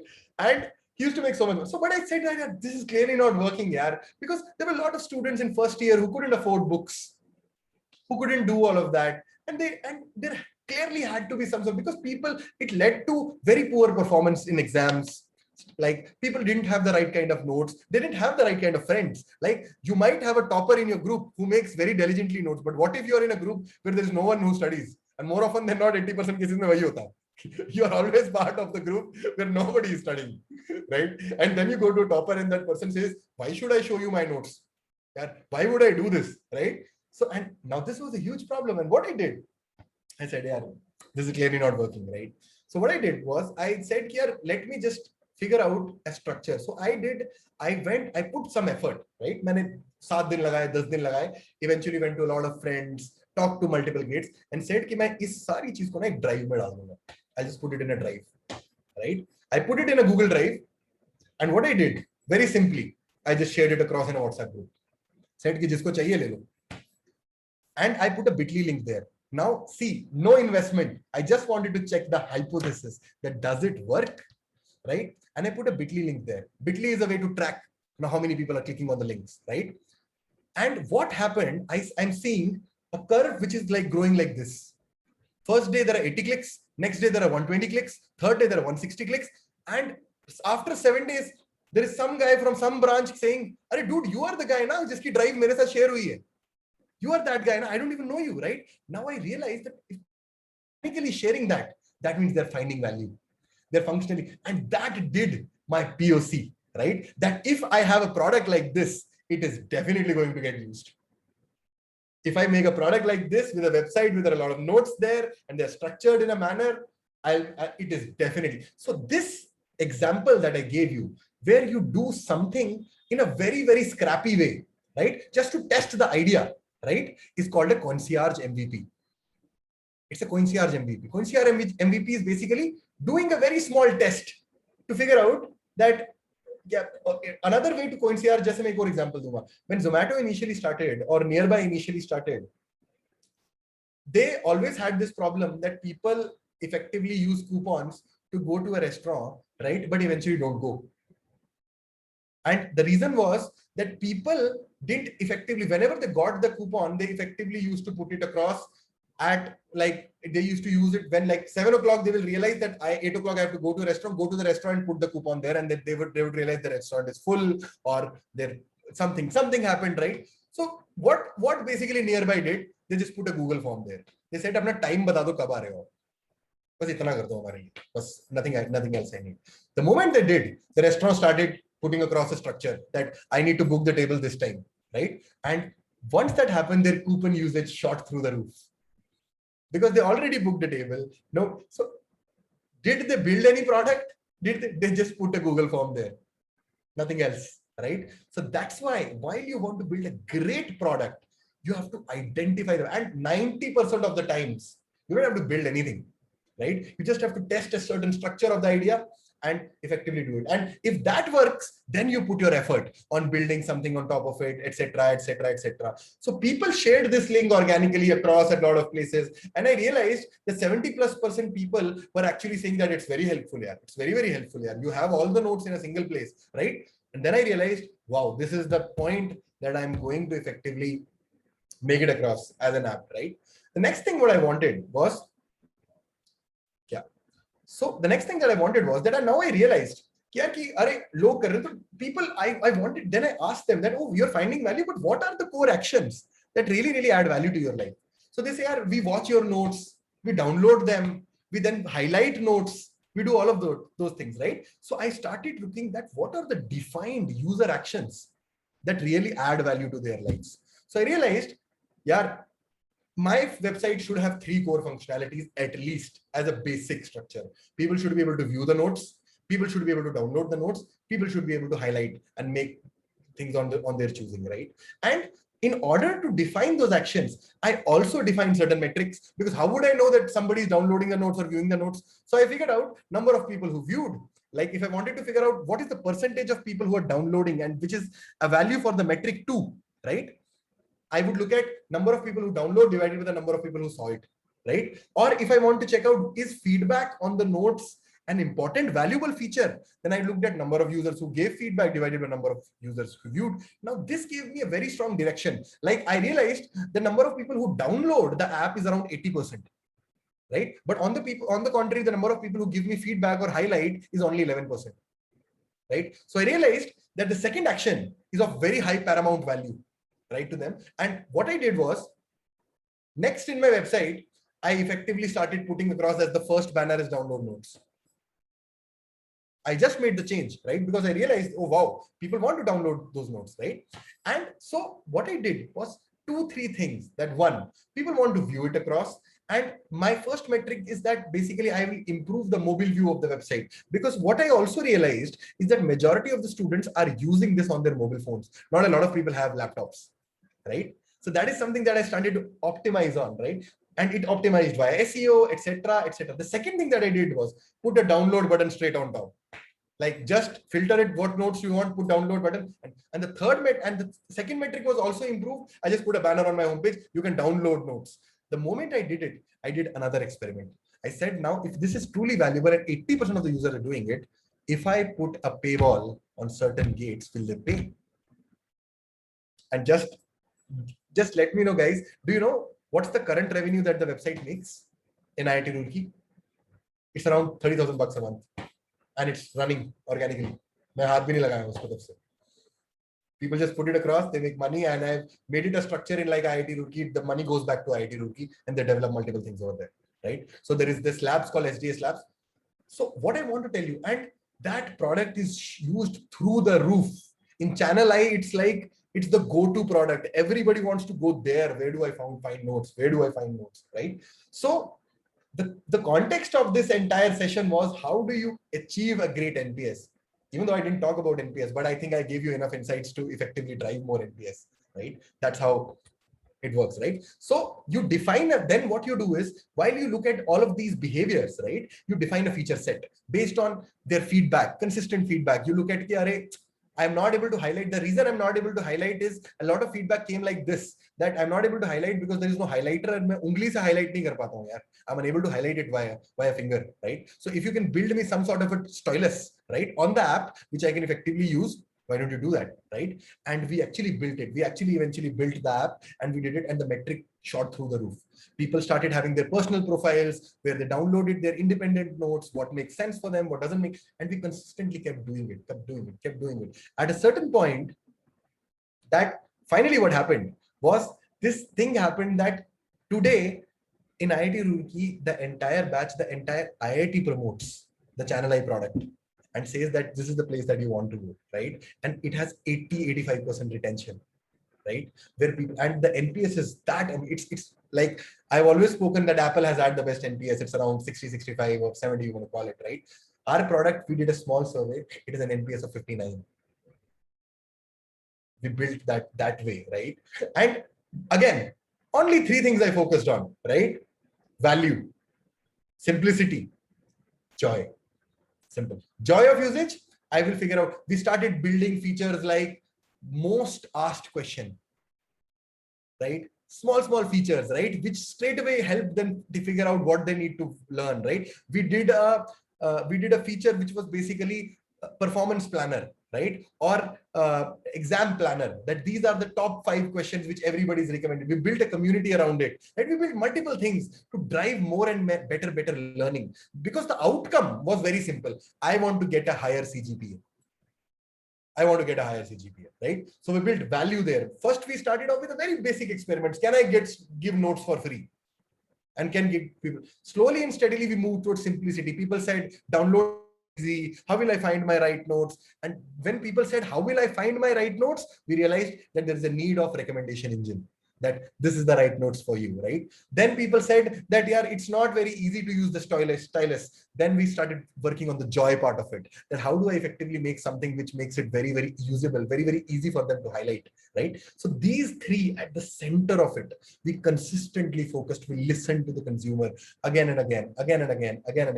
And eventually I built something which I'm proud of, right? Overall, and which is currently getting used at a lot of places, right? I did another startup in college, which I effectively sold it off for $60,000, right? And to a large enterprise ADP company. And the same principles were there.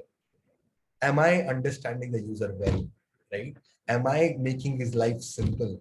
Am I giving him an experience which he never forgets? And I consistently did that. And I think that is my learning in consumer product management, whatever I've built over time in Flipkart, in BlackBuck, in Times Group, in Edureka, in Byju, and whatever startups I consult. I think that is where I always tell PMs in the B2C structure, at least also in B2B, but in B2B, it becomes extremely important to stay close to your customer. Listen to him, right? So whenever I join a company, I typically look at 2 things I do very right? Whenever I join as a PM. One, I made a lot of mistakes early on in my career. I thought, machine learning is the future. Let's learn machine learning. Aisa nahi hota, right? For a PM, it is all about, do you really understand the persona of the user? Who is reading it? Who is using the product? And if you're truly close to that, now your hypothesis will never fail. And as a PM, you're just a problem solver. So you need to understand the better problem. If you understand the problem well, most of the solutions will be very, very apparent and very, very simple to become out of it, right? So I think that is where I'll stop. I think this is what I wanted to present today. I hope you guys liked it. And then feel free to guys shoot questions, whatever questions you want to have. Let us move forward with the question and answers. Yeah. So guys, do you have any other questions? I have a question. Aniket, go ahead, man. Go ahead. Yes. So basically, I am looking to switch into PM role. Okay. Yeah. So can I develop a product like you? Absolutely. See, dude, I think one of the things that I keep saying to all of the people who want to move into product management is, see, the best way to learn business is not doing an MBA. The best way to learn business is by doing a business. Correct. All right. So if you truly want to become a PM, right? See, to transition, first of all, I want to debunk this myth that you need to come from a certain background to become a PM. I have friends who are from arts, and if you truly follow my LinkedIn posts, you must have seen people from all kinds of backgrounds moving into product management roles, right? Correct. Yes. Yes. So it's a very simple thing, right? What you have to effectively focus on, that you want to showcase to the employer that you're a great problem solver. You understand the space well, right? And the best way that I did, like my method was very, very simple. Like majority of the people, what they do is, so I'll ask you very simple. If a developer has to showcase how good a developer is, what does he do? He builds a GitHub profile.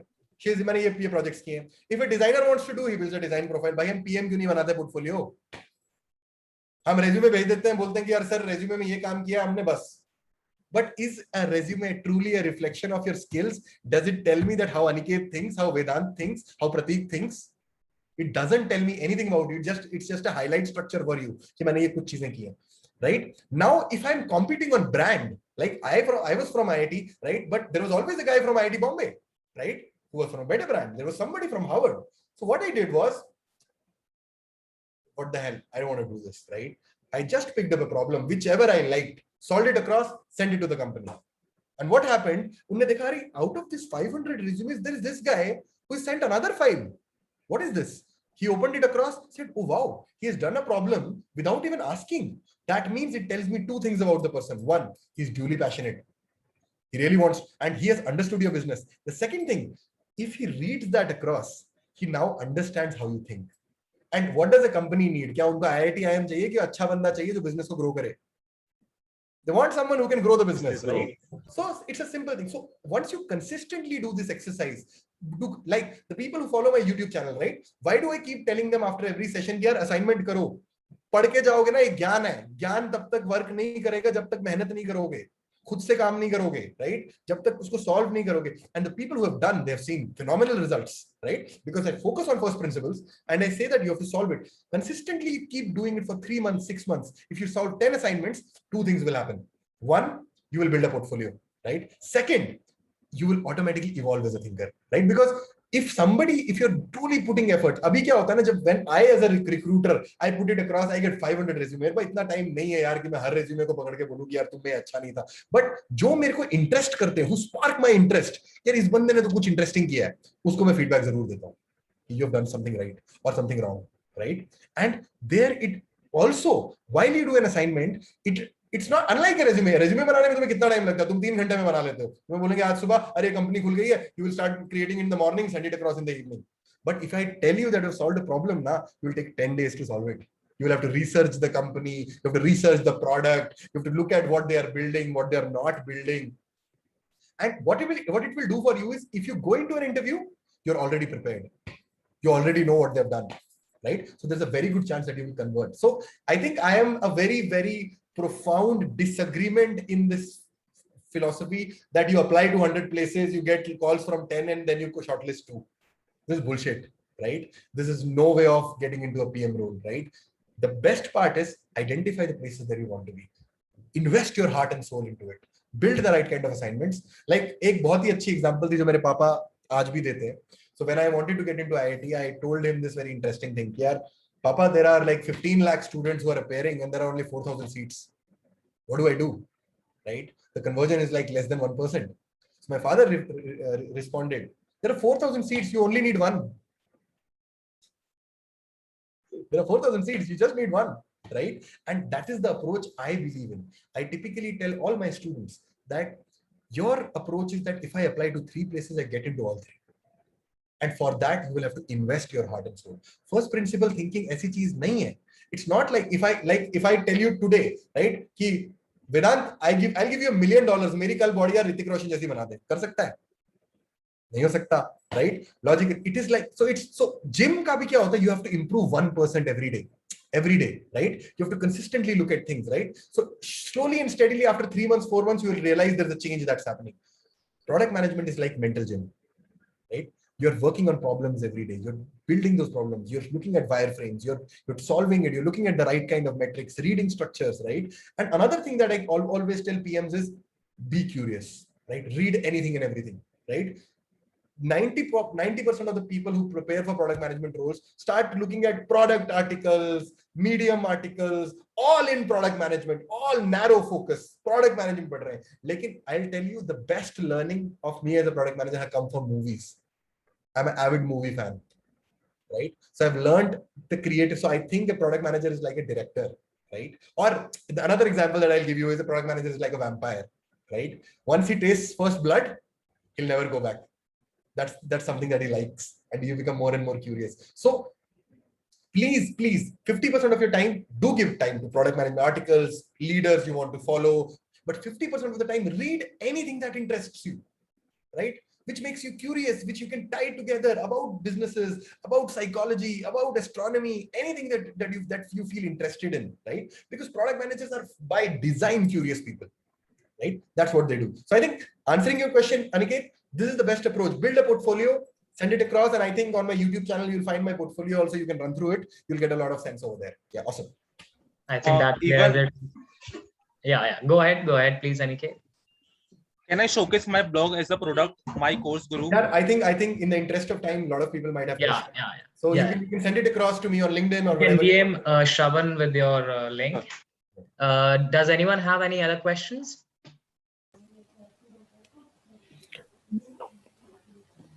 Apurv, you can go ahead. Yeah, thanks. So I think, Shravan, what you shared today, I think that's a vital learning. And that's I think very much focused on B2C. Yeah. And I think most of it does apply for B2B as well. Yes. But is there any element that you would specifically add or suggest that what changes, as you said, right, that your customer engagement definitely goes much higher when you are talking, dealing with a business. But anything else that you feel that you saw something different when it goes from B2C to B2B? Yeah, I think in a B2B structure, what you have to functionally understand is that your product is a company. It's a large employer, right? It has like 1,000 employees or 800 employees. So I think the ramifications of, so three things happen in a B2B setup, which you have to be comfortable with. One, the feedback loops are far longer. You don't get feedback very early, right?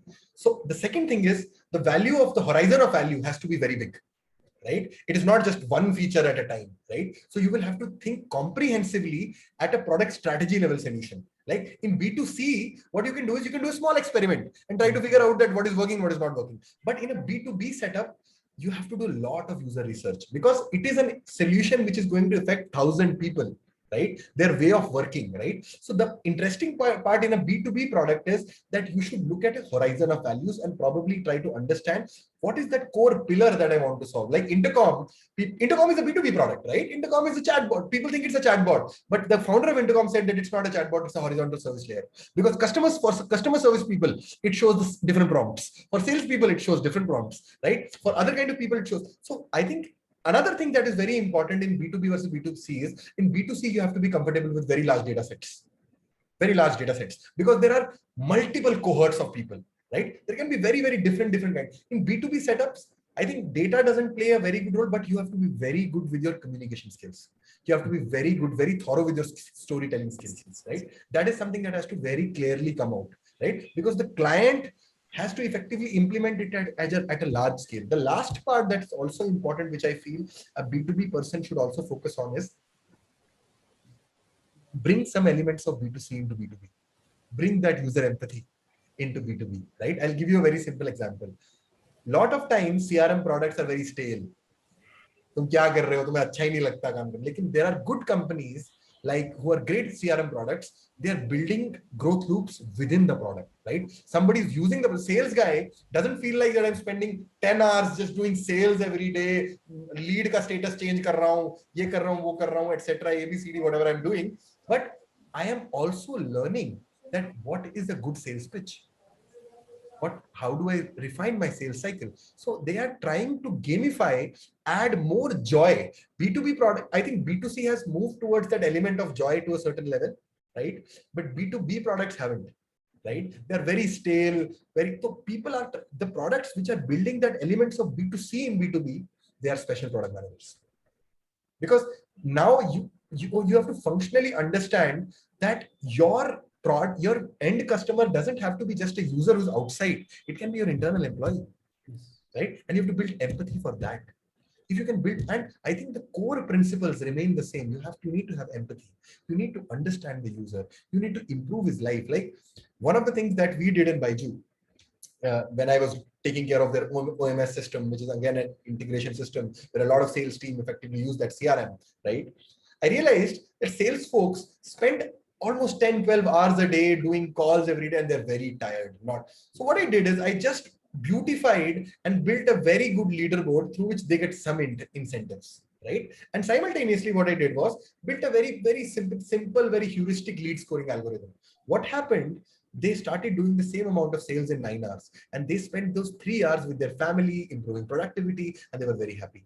So the NPS of the sales team got up, it went up, and the retention got down, right? A very small, what I did was built the same elements of empathy that I have for the end user, the parent, just brought it to my sales team, right? And I think those philosophies, if you can keep at the center of it, it doesn't change a lot of things. The only thing, there can be nuances that there are multiple personas, you have large data sets. Here there are not large, there is a horizontal paradigm of values that you want to look at, all of those things. But I think at the very core, a good product manager is someone who's a good thinker, who's very humble, very compassionate, wants to learn, has a lot of humility, and brings a lot of gratitude and empathy in the products.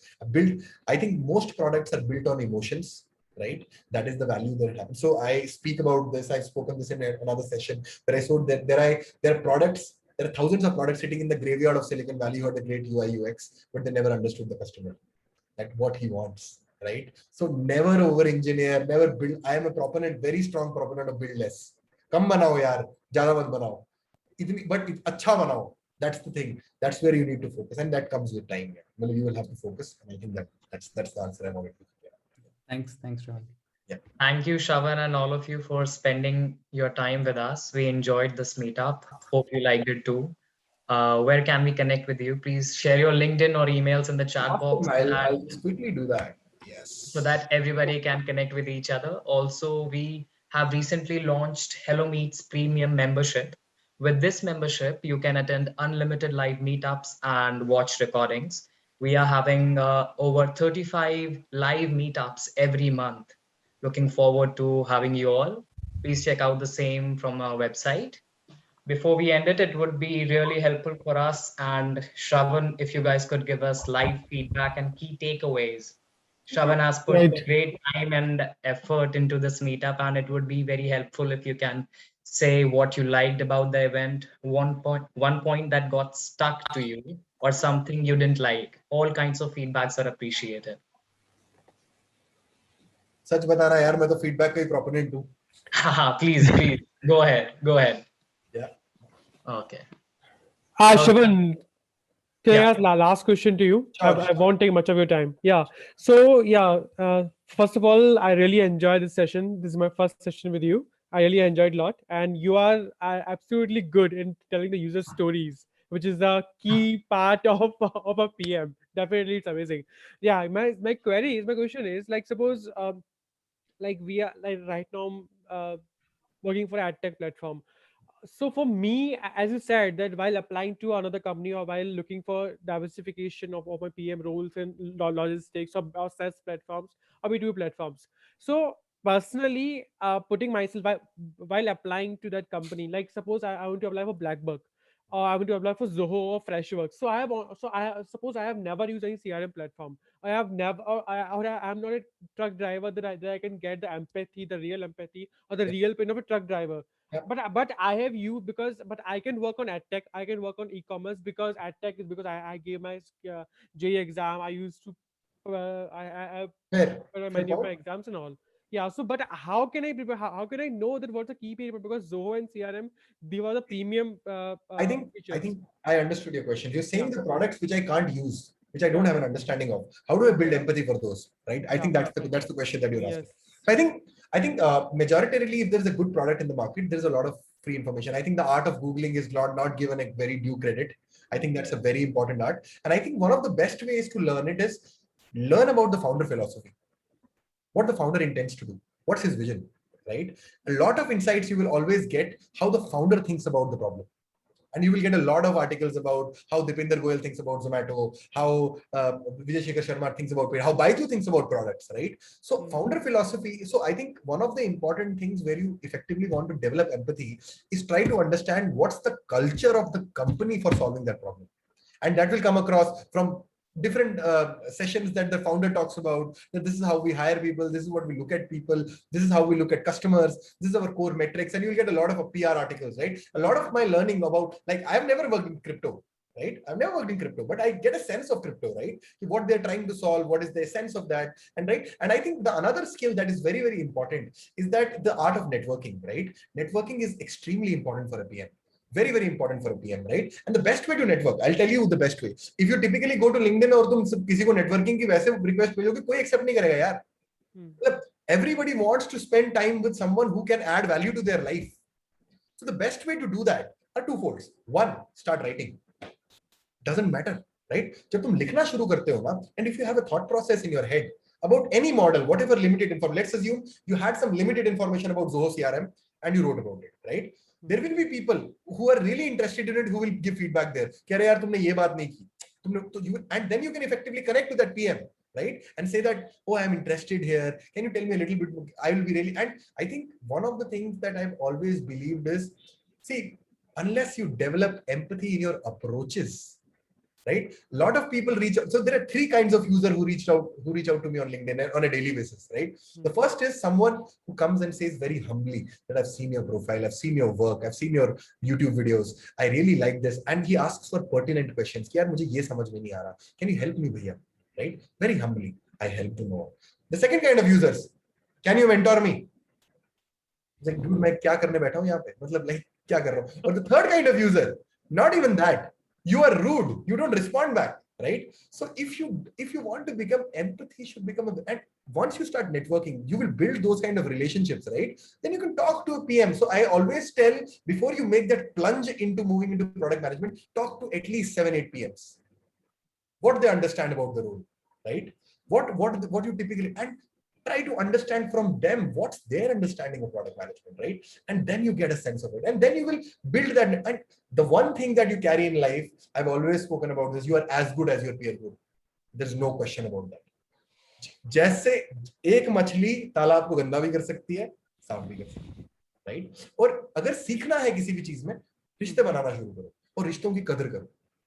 रिश्तों value relationships. There are people who, in my network who follow me, who religiously follow me, जिनकी मदद मैं out of the way जाके करता हूँ, because I know they have worked hard.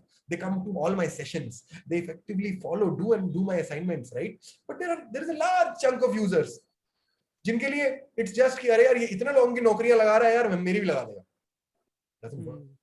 So if you want to truly learn about a product, start writing, start engaging with people who are from the same company. Try to understand what they're doing, give your opinion around it, and then send a very humble request that I want to understand. There is no agenda. I want to understand about this product. Can you give me 15 minutes of your time? Maybe out of 10 people, 2 will respond, right? And you consistently keep writing from your learning, from your feedback. Consistently keep doing that. That's the way that you will learn. That's the way you will get a sense of where I want to go towards. And yes, the best way is अगर तुम सच में product open source है, accessible है, तो उससे अच्छा कोई तरीका ही नहीं होता. You can actually use the service. That's the final thing that you want to do. Yeah, awesome. Yeah, cool. Thanks. Thank you again. Have a good day. Don't forget to post your takeaways on LinkedIn, Instagram, Twitter, and tag us. We would love to see your takeaways and when the session ends on social media. Thank Bye you. guys. Pleasure. It was a pleasure. Bye everyone. Bye. Have a good night. Yeah. Hi everyone.